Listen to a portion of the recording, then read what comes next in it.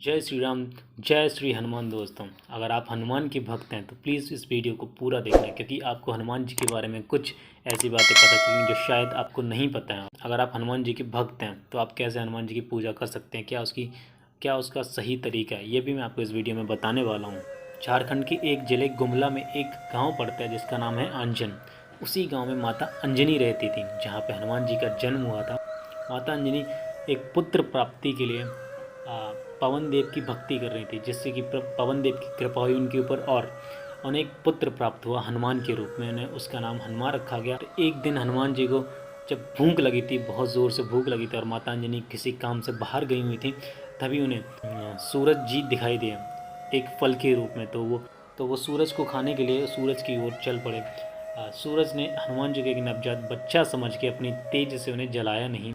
तो जब हनुमान जी सूरज को खाने वाले थे तो उसी टाइम क्या हुआ कि राहु सूरज के ऊपर ग्रहण लगाने आया था। जब उसने देखा कि कोई और सूरज के ऊपर ग्रहण लगा रहा है, राहु को ऐसा लगा कि हनुमान जी सूरज के ऊपर ग्रहण लगाने आए, तो राहु और वो दौड़ा दौड़ा देवराज इंद्र के पास चला गया। उस टाइम इंद्र सबसे ज़्यादा पावरफुल हुआ करते थे।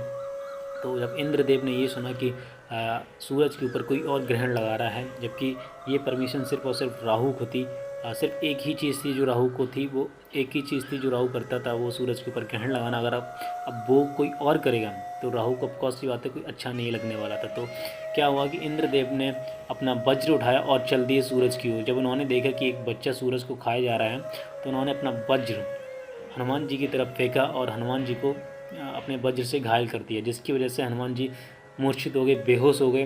अब उन्हें किसी भी चीज़ का कोई होश ही नहीं रहा था। तो जब ये बात पवन देव को पता चली तो पवन देव ने पुत्र हनुमान को अपनी गोद में उठाया। उसके बाद उन्होंने समस्त संसार, पूरे पृथ्वी लोक की हवा ही रोक दी। धरती पर रहने वाले प्राणियों को सांस लेने के लिए हवा की आवश्यकता पड़ती है।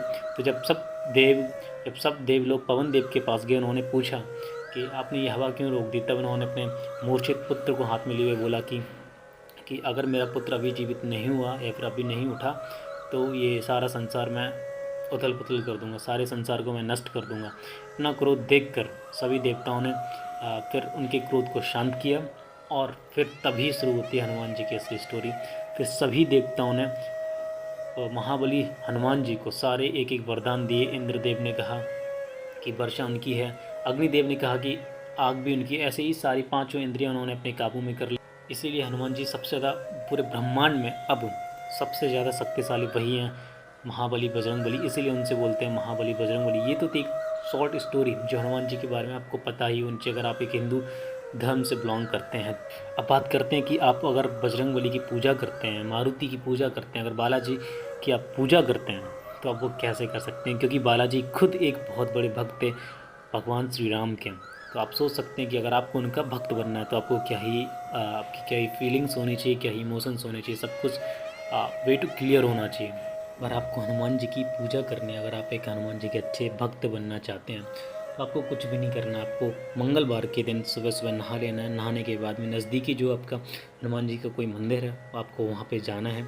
जाके आपको हनुमान जी की चालीसा पढ़नी है और फूल वूल लेके जा सकते हैं। प्रसाद लेके आपको जाना है और प्रसाद लेके जाने के बाद में आपको हनुमान जी को वो प्रसाद अर्पित करना है और उनके सामने बैठिए। आप बैठने के बाद में आप हनुमान चालीसा का लगातार जाप करते रहिए, जिससे अगर आप पे हनुमान जी प्रसन्न हो गए, सारे संकट, सारी दुविधाएं सब दूर हो जाएंगी कुछ ही दिनों में, ऐसा कहा जाता है।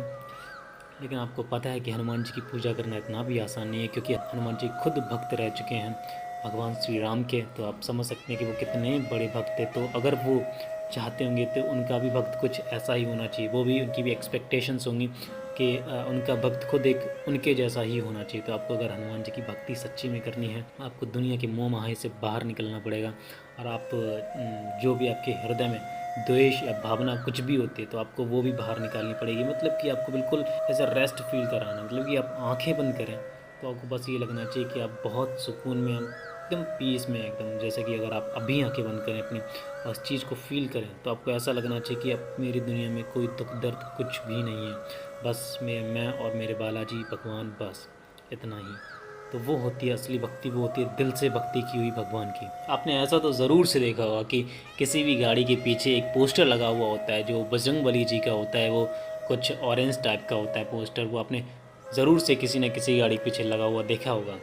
तो आपको उसको पोस्टर को देख के क्या फीलिंग आती है? यही फीलिंग आती है ना कि एक किसी गैंगस्टर की गाड़ी है या फिर कुछ और ही होता है। या फिर आपने एक बहुत पॉपुलर ग्रुप के बारे में सुना होगा, that is called Bajrang Dal group. Bajrang Dal का भी शायद पोस्टर वही है जो बजरंग बली की फ़ोटो है, उसको कुछ ऐसे मॉडिफाई करके लगाया है कि उसमें बजरंग बली ऐसे लग रहे हैं कि बजरंग बली वो भक्त तक नहीं थे, वो एक्चुअली गुंडा थे।